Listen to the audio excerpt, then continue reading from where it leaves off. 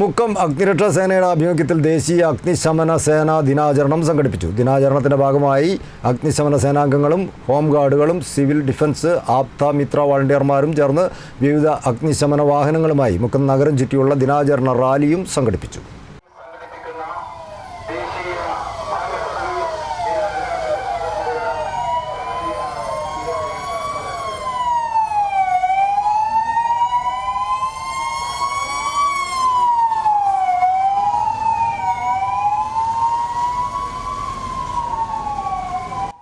മുക്കം അഗ്നിരക്ഷാ സേനയുടെ ആഭിമുഖ്യത്തിലാണ് ദേശീയ അഗ്നിശമന സേനാ ദിനാചരണം സംഘടിപ്പിച്ചത്. ഫയർ സ്റ്റേഷൻ പരിസരത്ത് station officer M Abdul Gafoor പതാക ഉയർത്തി.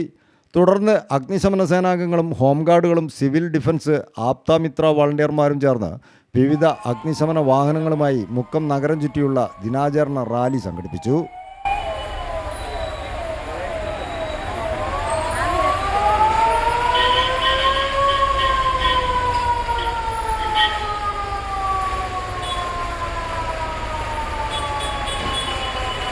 റാലിയുടെ ഭാഗമായി മുക്കം ബസ് സ്റ്റാൻഡിൽ പൊതുജനങ്ങൾക്കായി ബോധവൽക്കരണ ക്ലാസും സംഘടിപ്പിച്ചു.